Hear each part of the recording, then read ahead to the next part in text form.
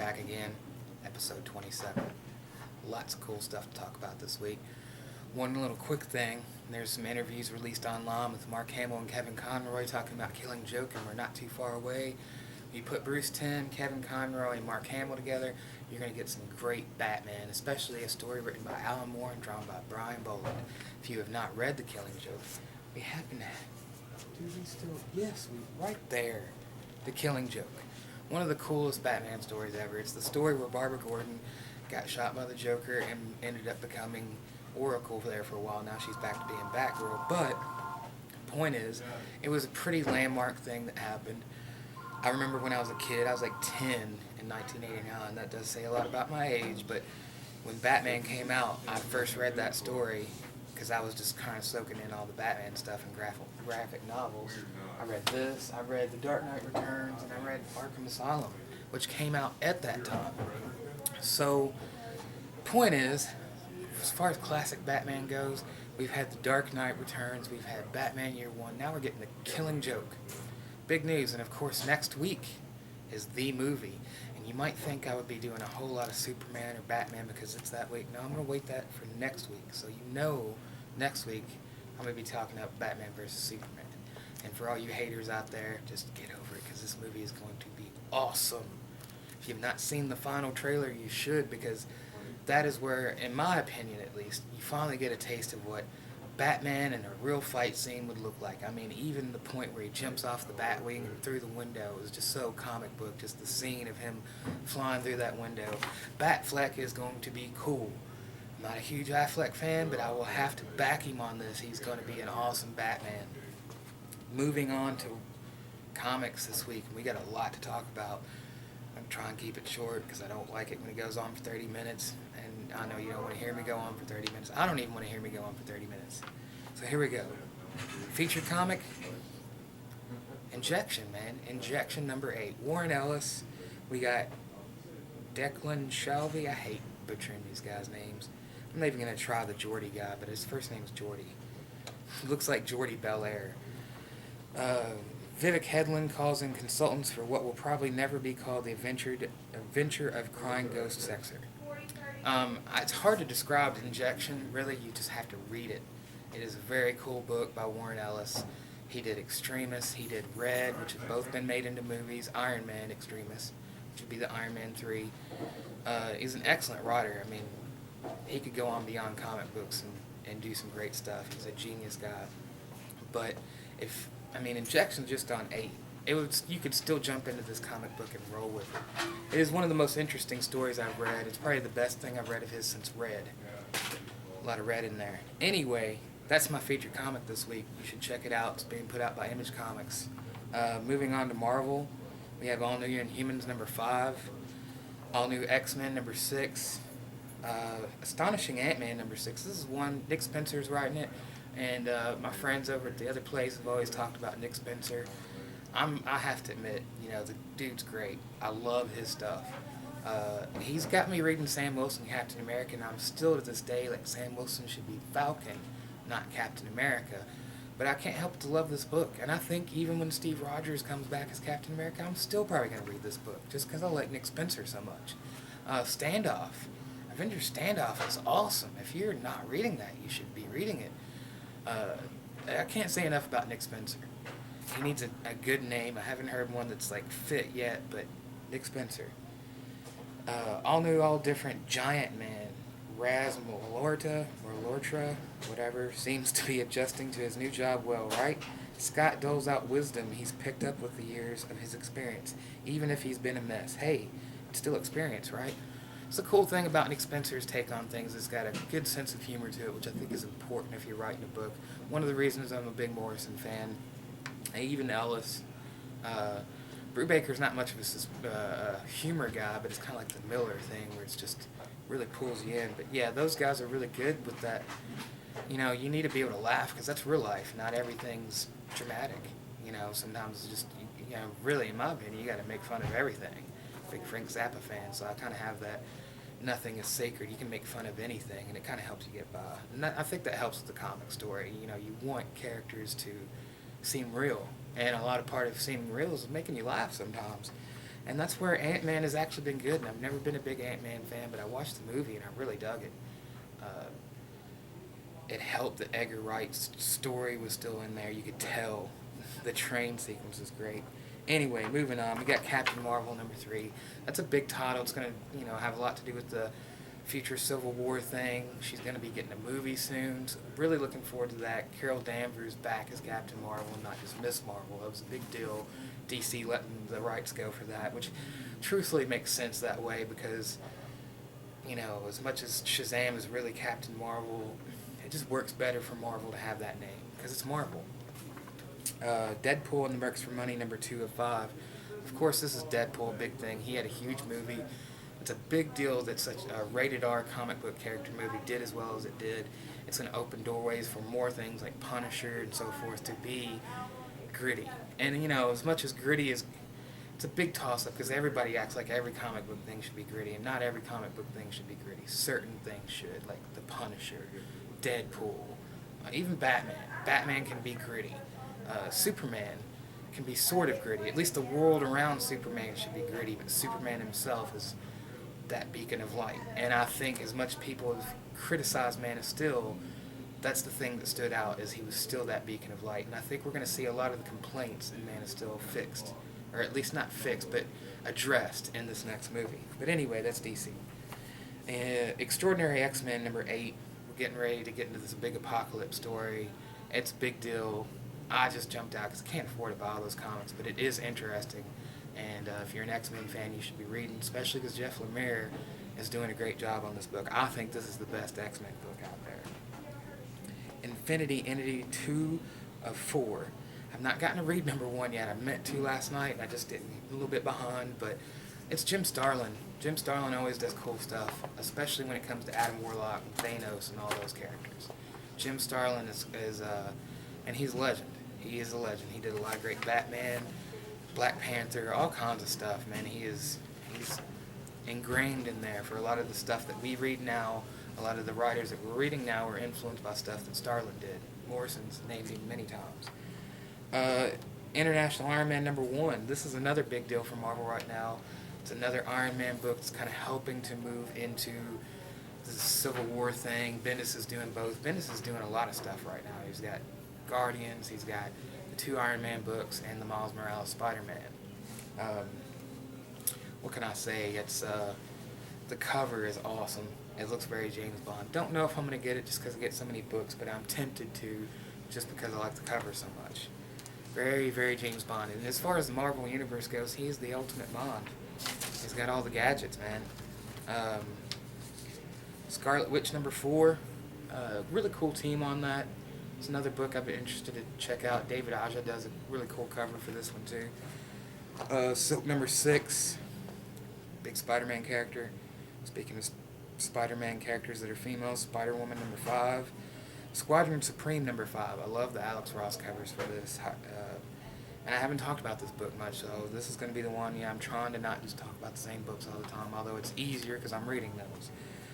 Squadron Supreme are on Weird World. Lost, broken, and defeated. The team, all prisoners of Archon, Crystar, and Modred the Mystic, who have all been corrupted by evil force that now rules the land. Their only hope is Thundra and a depowered Hyperion, who fortunately have one other hero at their side, Skull the Slayer. There you go.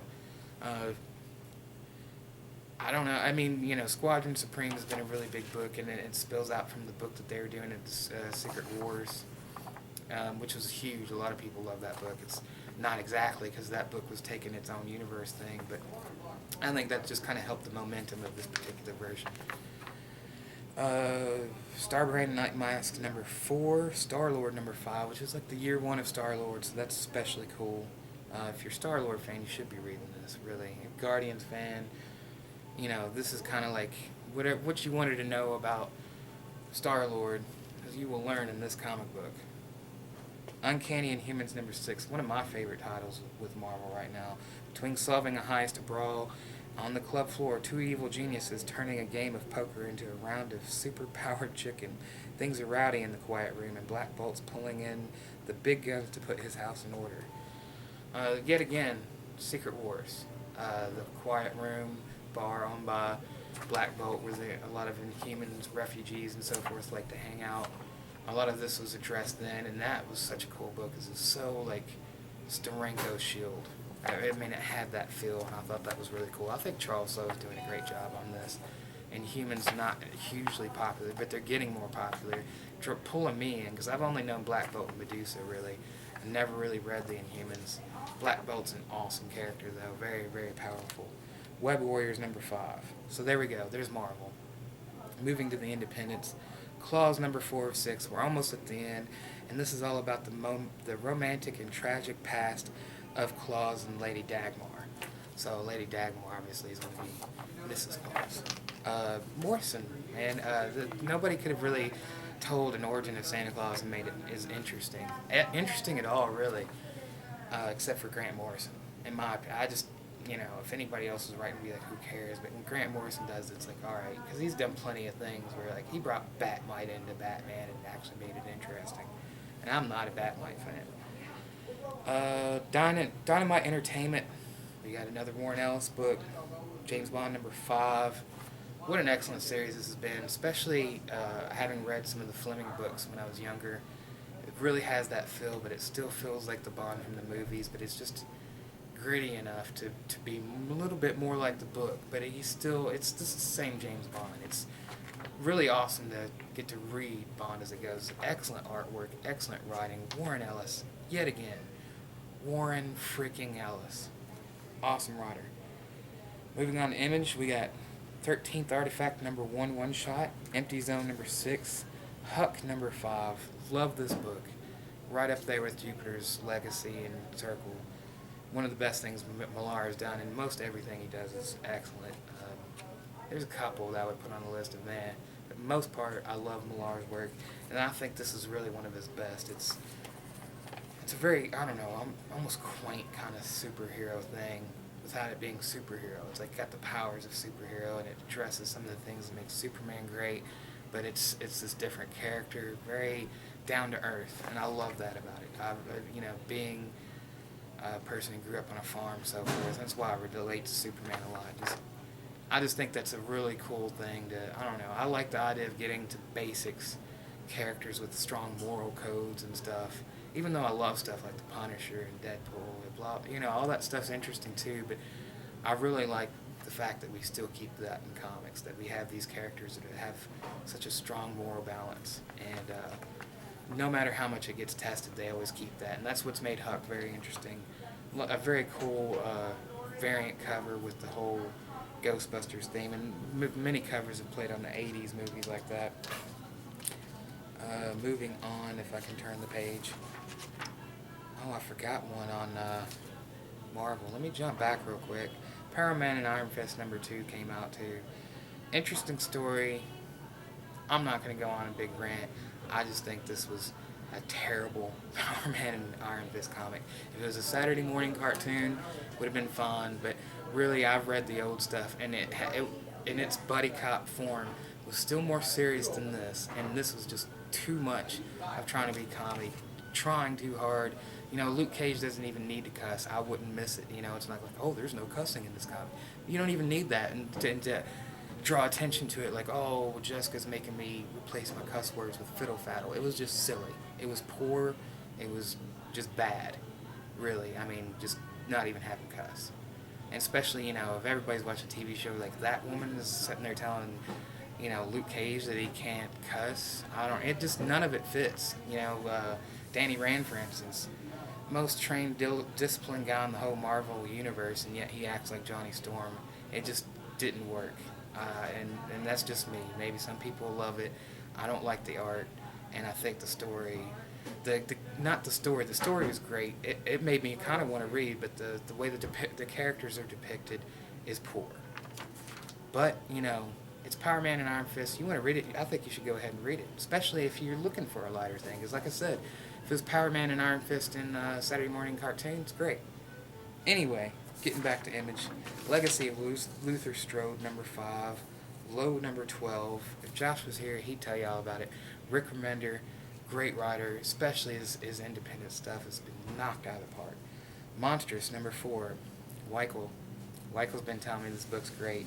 kind of maybe I should jump in, but I just don't have the room in my file for it. But there's been a lot of talk about Monstrous as far as the Image titles coming out. They're fairly new. That's probably one that you should jump in on. Nameless hardcover. Nameless was Grant Morrison again and Chris Burnham. Really good story.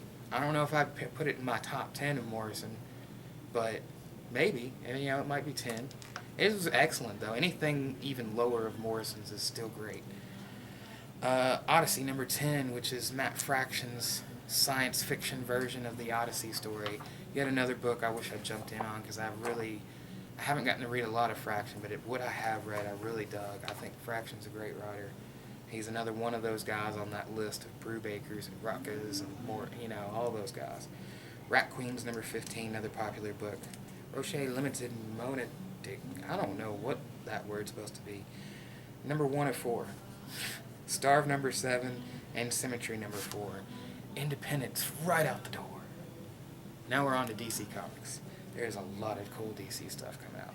Vertigo putting out Astro City number 33, Kurt Busiek. Cool Alex Ross covers on every issue. Book I wish I'd jumped in on. Kurt Busiek's a great writer. Batman and Robin Eternal number 24. This is the conclusion to Batman and Robin Eternal. It's the catastrophic conclusion to the acclaimed weekly series that brings together all of Batman's one-time partners. Mother's trap has been sprung. The whole world is feeling her wrath. Can Dick Grayson pull together his allies to fight an entire army of foes? Is one among them still under Mother's control, and what will become of Cassandra Cain? You won't believe how huge this battle can become. Cassandra Cain, if you were reading before New 52, was the third Batgirl. We had Barbara Gordon, we had Huntress. I had to think about it. No Man's Land. She was Batgirl for a very short period. Then Cassandra Cain, Stephanie Brown.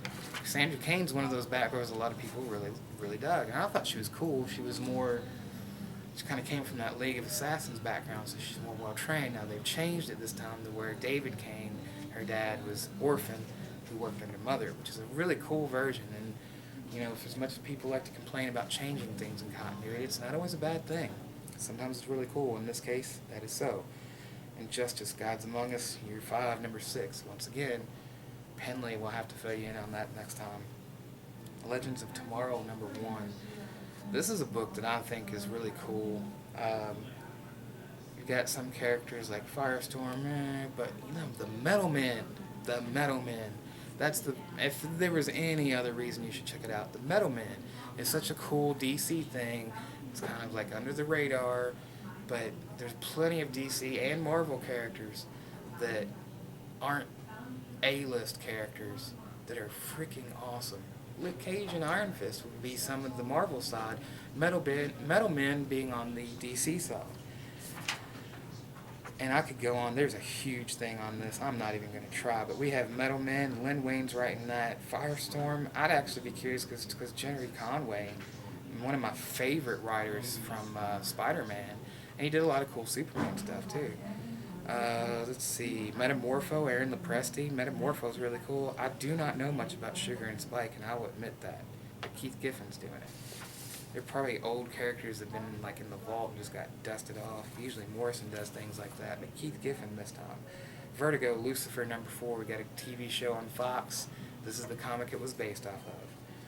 Neil Gaiman related character. Martian Manhunter number 10. In the shadow of the epic war of the living Mars, DC Comics presents the definitive origin of John Johns, the Martian Manhunter, and reveals his terrible destiny. I'm pulled in. Martian Manhunter is yet another one of those characters. Is kind of more of a B thing, but he's one of the greatest characters in the DC universe. A lot of people kind of look at him as like another Superman, but in all honesty, everybody gives Superman crap for being so powerful. Martian Manhunter, more powerful than Superman. He can do all the things, the eye beams, flying, but he can phase through things. He can, morph into other things. He can psychic stuff. He's almost unbeatable except for that fire thing, which a lot of people have said that's like the most terrible weakness. But, with a guy that powerful, you really do have to have something very easy in order for the character to still be interesting. But he has a lot of cool powers, and trying to flesh out his background and make him more of a relatable deep character is a good thing because he gets kind of shoved under the mat, and that's one of my few things with the new Justice League thing. I get the cyborg thing, wanting to show diversity and stuff. But we could have had a black John Johns, and I think that would have been interesting. I think Cyborg 2's not just because he's a black character, and we do need to show it's not whitewashed, but also that he's part of the technology thing, the internet, and I think that helps make it seem more modern, and that's cool. But at the same time, like I said, Martian Manhunter is really more of the original. He's really the heart and soul of the Justice League. If you read any old stuff, watch the cartoons, you know what I'm talking about. You should be reading the John Johns comic. Poison Ivy, Cycle of Life and Death, number 3 of 6. Great artwork. Haven't read it, but it's Poison Ivy. Red Thorn, number 5 from Vertigo. Robin, Son of Batman, number 10. Sinestro, number 21. Now, this is an excellent series, too. Superman, number 50. Superman returns in all his glory in this very special issue that sees the Man of Steel back to full power as he faces his greatest enemy and also comes face to face with the pre-Flashpoint Kal-El. At last, it's the meeting of Superman you've been waiting for. This is the comic I've been waiting for. It almost was going to be the featured comic, but me being such a big Superman fan, it's just a little bit too typical. So I don't want to be that guy. As much as I want to be like, oh, this is the comic. It is the comic. At the same time, you need to know about other stuff. And that's what I'm here to tell you about cool stuff coming out and try my best not to let my bias take over. But everybody is biased. Especially some Marvel people. Just joking. I mean, not really, but I am joking. Just poking fun at you. It's okay. Superman, American Alien, number 5. I could have made all the Superman stuff really featured comic, but would have been like, oh, you're doing that because you're a Superman fan. Yes, it's true. I'm so excited about number 5 of Superman American Alien. I've loved this series. Max Landis, I've talked about it every video. Don't have to go on about it anymore. Read it. Superman, The Coming of Superman, number 2 of 6. I read 1 and I really dug it. And I was a little bit leery about Neil Adams' writing because his Batman Odyssey thing just didn't do anything for me. Love his art, but, I'm not criticizing the dude. He's a legend. There's nothing I can say to bring this guy down because he's just that damn good. But this comic definitely feels like a 70s comic, which is a lot of things that's cool about the Swamp Thing thing. I really like Len Wayne's Swamp Thing. One of those things I had to let go of, but at the same time, it's not because it wasn't good. Neil Adams really, he kind of grasped that feel. It has the feel of a lot of the old kind of Superman stuff and bringing in a lot of Jack Kirby things, and that's one of the big things about this comic book is bringing in Jack Kirby's Fourth World, which I always talk about that a lot too. And it's definitely, if you're a fan of that kind of stuff, this is a comic you should read. If you're a Neil Adams fan, you should read it. And we do happen to have the Neil Adams sketch variant 1 in 25 variant covers here in the store. So if you want one, let us know. It's in the glass case. Superman, Wonder Woman, number 27. Savage Dawn continues from this month's Action 50. So this is before Superman. So if you get both, read this one first. A comet drawn by Vandal Savage to Earth is wreaking havoc across the globe and empowering his children in the most dangerous way possible. There's been criticisms about Truth. I still like the Truth story better than the Batman. And I'm equal in both. A lot of times I do back Superman more because Batman always gets the credit. You don't really have to support Batman because everybody's going to support Batman. Superman, I think his story, it did have some laws. It did, especially in the Fight Club part of it. But it pulled back together, especially at the annual. Now this last action that Greg Pak and Cooter did was, and it really made it all feel like it just kind of came together and tied together real nicely. It's really cool. Vandal Savage story makes Vandal more of a legitimate villain because he's been kind of so-so, and I'm sure Legends Tomorrow plays a big part in it, but the comic book version is still better. It's awesome. The guy they picked to play him on TV is awesome. Very believable as Vandal Savage. Has the attitude, everything that you would expect out of a character like Vandal Savage. The comic book really brings in like his world domination thing. It's like Luthor style or bigger, he had such a great plan, and I don't want to give it away. This much says enough that you can get an idea of what it was. Action 50 was a great comic book, and I expect the same out of Superman, Wonder Woman, and Superman this week. Titans Hunt, number 6 of 12. We're halfway through. A traitor in their midst.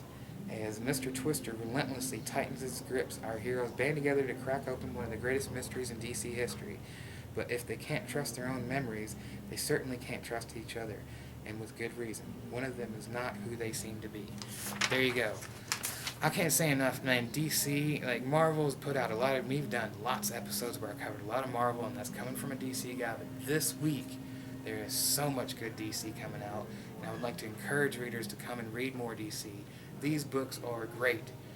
Titans Hunt was one of the best books they're putting out, and it really harkens back to the old Teen Titans, the original group that I know a lot of the old school DC fans like me are just like, that's one of the New 52 things that just never settled, was the whole way they did the Teen Titans. Like, great, Dick Grayson, you had Starfire, you had Wonder Girl, Donna Troy, Wonder Girl, you had Roy Harper, you had Wally West, and all those people need to be a part of it. Still don't have Wally on this one, but still, there's a lot of that stuff there, and eventually, I think maybe even with Rebirth, hopefully, a lot of this can be merged together where we can still keep the New 52 feel, but have a lot of that rich history from the original stuff. And that's the only thing. Like, you can keep the pre-New 52 universe as a separate universe, no problem with that.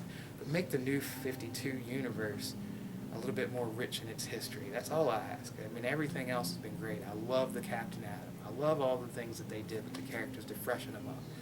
But, like Jeff Johns said, it's about that rich history. It's about the legacy of the DC comic characters. And that was the one thing that's been missing, and I really feel like they're on the way to fixing that.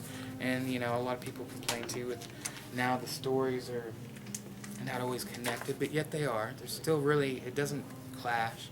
You're just reading stuff that takes place in different times, and I think that's cool, too. Because in that way, the writers aren't hinged with this other writer. It gives the writers more freedom, and that's an important thing in storytelling. A lot of times you see stuff, and editors from the companies are handing stuff down. They have to write in those confines. It's nice to see writers doing things, and they felt free to do it. It's time for...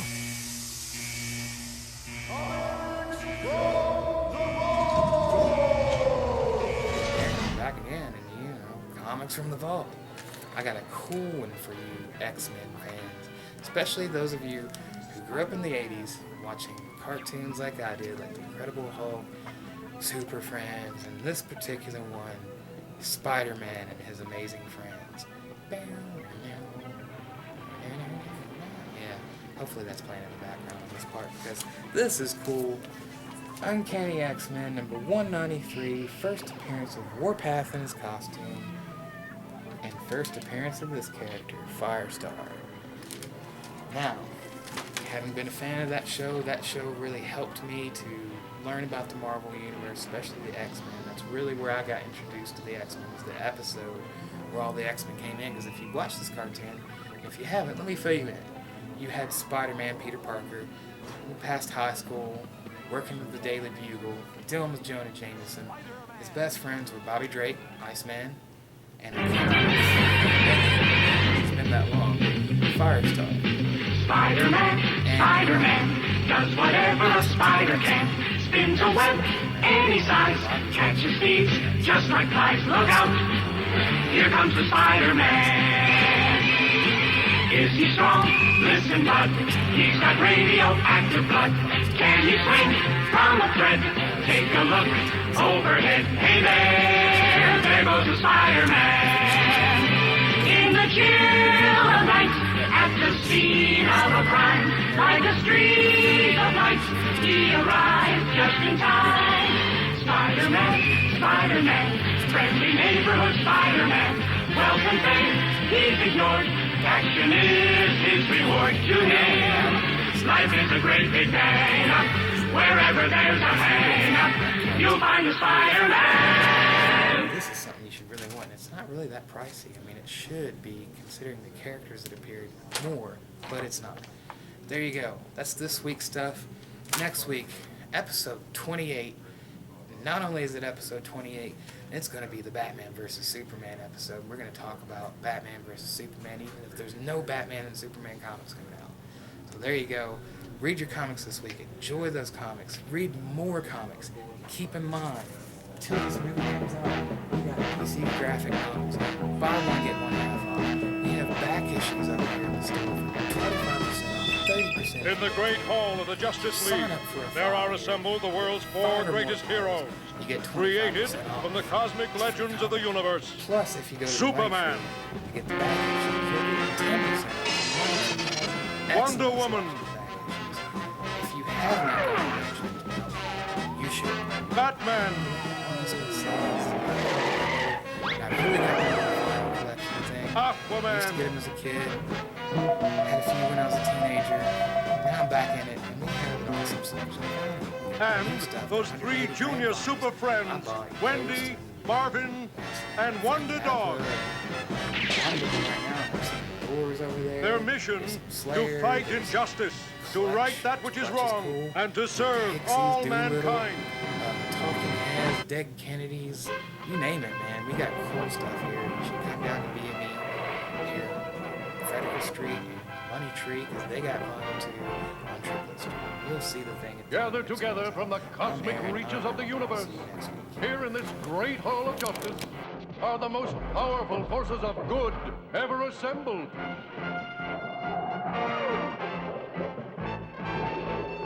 Superman.